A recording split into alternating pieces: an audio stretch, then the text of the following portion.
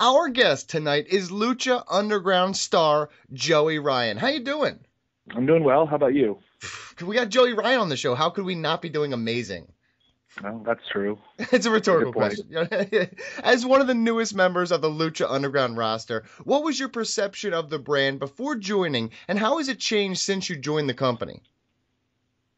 Well, to be honest, my perception kind of changed during in between the season one and season two because they had approached me about joining season one, but I had some reservations given the fact that obviously the product was unknown, and I've seen companies with similar model plans come before. I was in Wrestling Society X, so a lot of things kind of look similar, and the contract terms I was a little unsure about. So I passed on the first season, but second season they approached me again with an idea, and this was after I had already talked to some of my friends like Brian Cage and Jack Evans and Ricochet, and they had told me that all my reservations I had were like pretty much unfounded. Like, they said that it's not the same thing as you would deal with before. These are, this is a straight up company. They're very honest. They're not trying to restrict you from doing anything or not trying to hold anybody back. They're trying to put out a great product. And then obviously the product itself was great, and it really connected with the wrestling audience. So, I was all gung ho about them wanting me for season two as well. Mike Yuri? Well, those who aren't totally familiar with Lucha Underground's product and assume that maybe it's just a traditional Lucha Libre promotion, they may not fully understand why you or your character would be a good fit there. So explain why you think the partnership does work and why viewers are going to come to realize that over the course of season two. Well, I mean, it's obviously in professional wrestling.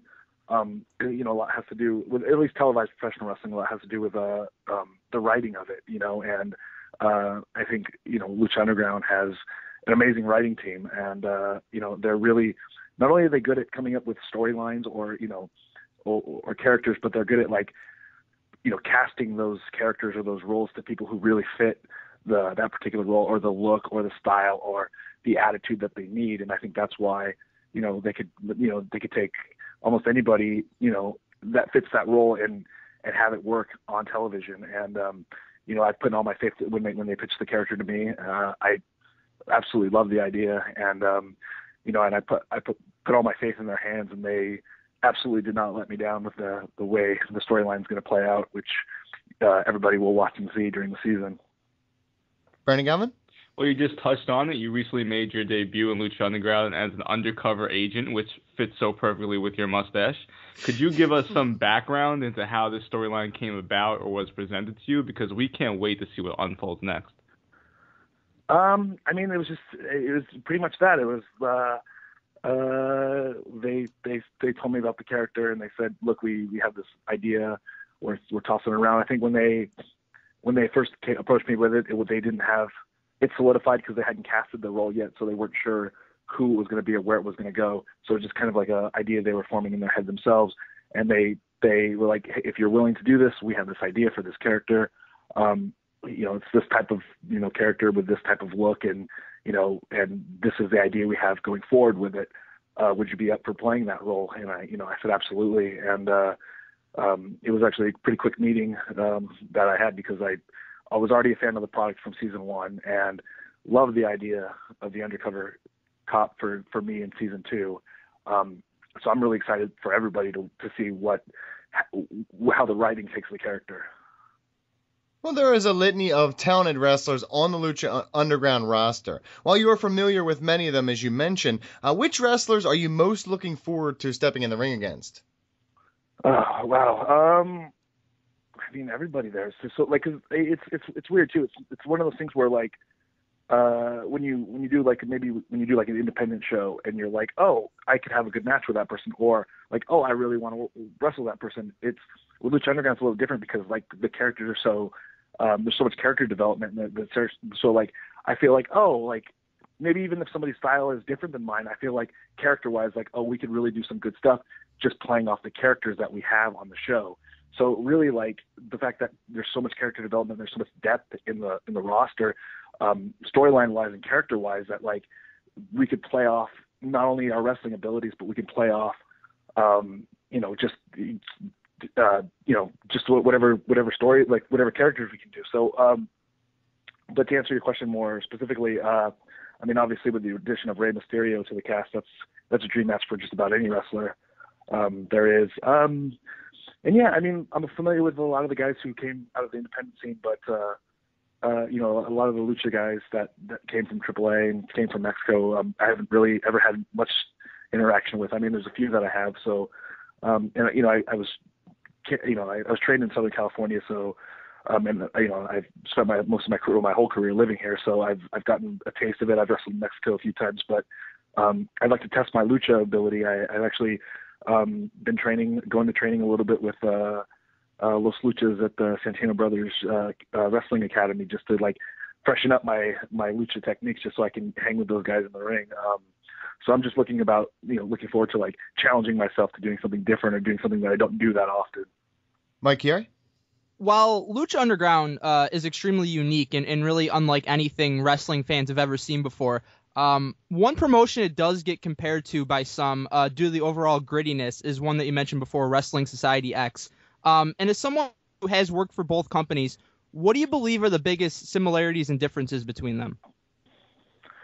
The similarities are that they both want something different and something new, and they're striving for that, and they didn't want to rehash what, like a WWE or whatever mainstream wrestling, whatever the idea of mainstream wrestling is not just a rehash of it, which was what I fell in love with when they signed me up to Wrestling Society X way back in 2006.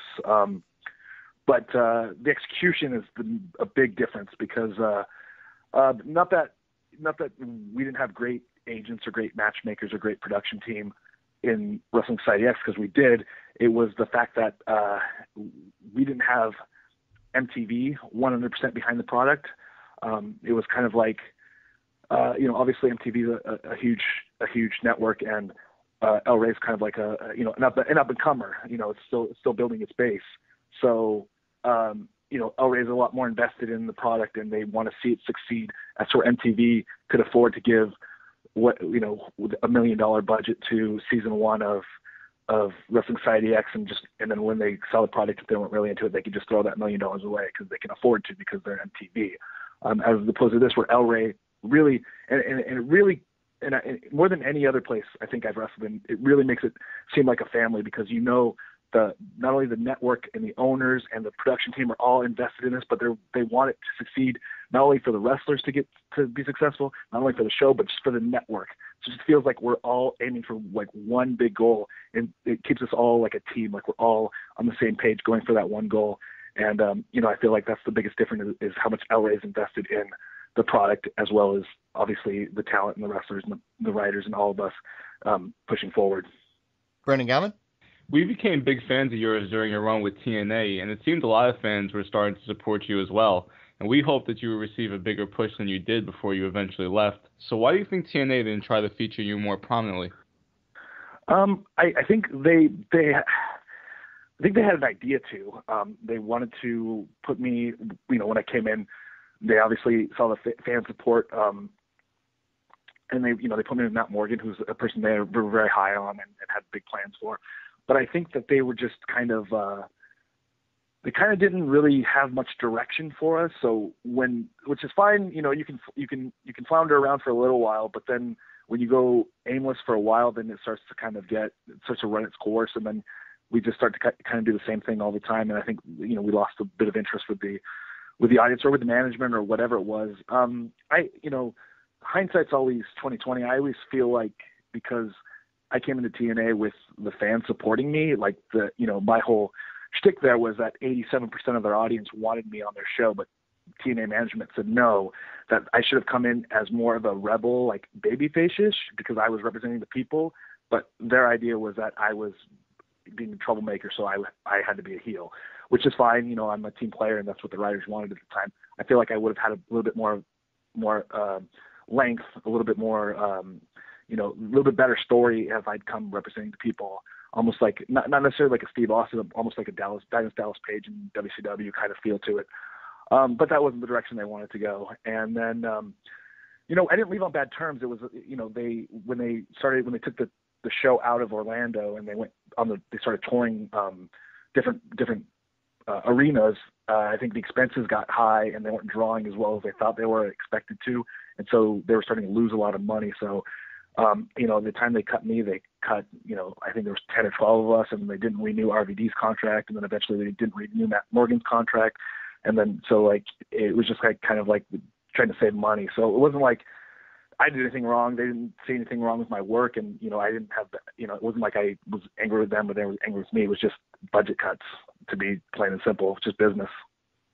All right, well, switching gears here a little bit, let's talk about the U-pornplex. Almost every wrestling fan knows the strength of your dick now. Never did I think I'd say that on air. But how has your career changed since the video went viral, and what have other wrestlers said to you about the move?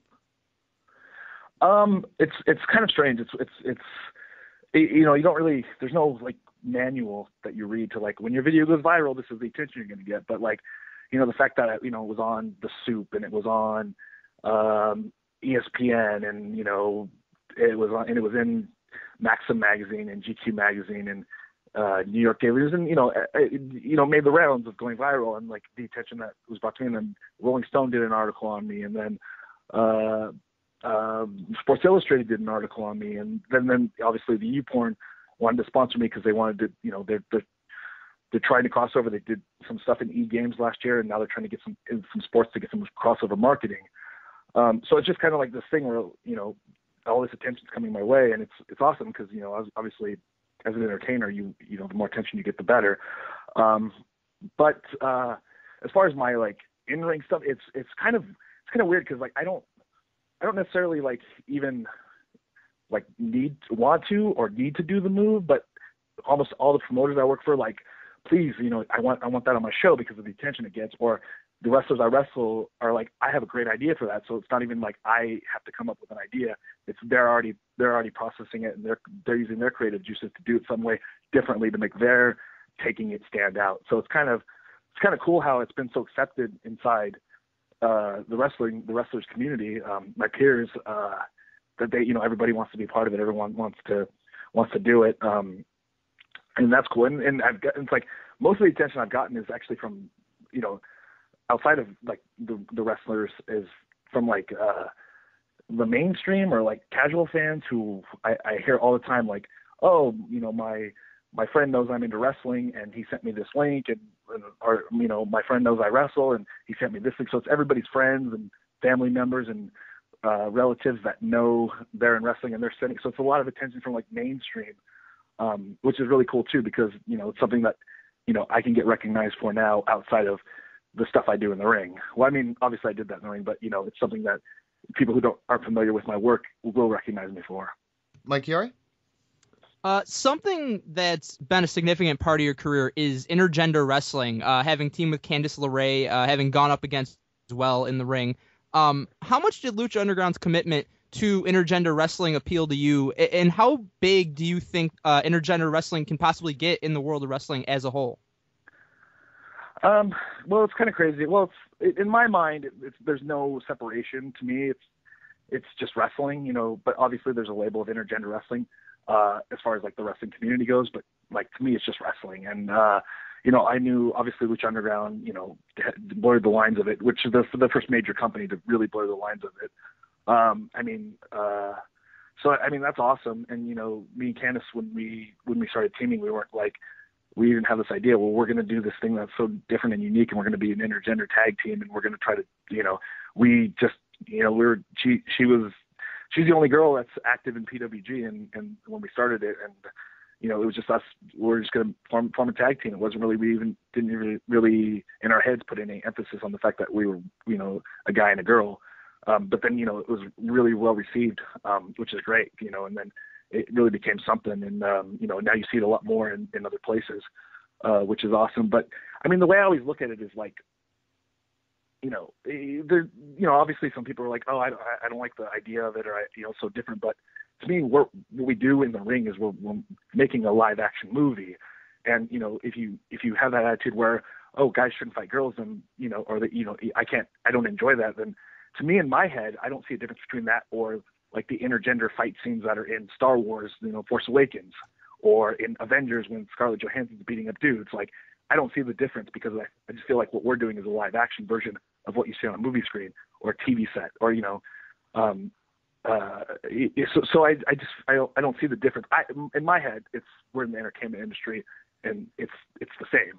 I believe you can't differentiate scripted fight scenes from one to the other medium. It's just, I mean, I guess you could say that like that's the sci-fi fantasy, and this is like reality fantasy, but still, at the same time, if you're willing to believe that an Irish whip will work, that someone can throw someone off the ropes and they'll bounce and hit the ropes and bounce back and run towards you, then you can believe that a girl can do a professional wrestling move to a guy. It's all in your suspension of disbelief. So I love the fact that it's kind of gotten a little bit of a trend. It's got some momentum, and then there's support like from Lucha Underground to do it more on a mainstream level, because I think that's the future. People want heroes, and they don't just want the same old male heroes fighting male villains, or female heroes fighting female villains. They want to see it mixed up, and they want to see something new, and you have to be on the cutting edge of this stuff if you want to stay relevant. BG, final question? As mentioned, you're developing a really strong following and fans want to support you. How did you develop your character, and why do you think it's resonating so well with the fans? Well, for years when I first started, and I think this happens a lot to a lot of wrestlers when they first start, they always feel like they have to kind of follow the path or do whatever's successful in the industry now, or whatever the look. So like when I was starting, maybe I was looking at guys like The Rock, or I have to do that, or Steve Austin, or nowadays I have to do what John Cena does to be successful. But then when you get comfortable wrestling, you kind of realize that we're just make believe, and we have a blank sheet, we can paint however we want to paint it. And that's when I had that that moment of inspiration, a moment of clarity, I decided, you know what, I have 3 older brothers. I started watching wrestling very young, and I got into wrestling in the 80s, and I loved 80s wrestlers and their looks, and that's how so I was like, I just want to be an 80s wrestler. That's how I'm going to be the most fun for me, is to be able to do the look and the style of a wrestler that I grew up loving and made me fall in love with wrestling. And then so I stopped shaving my chest and grew the chest hair out.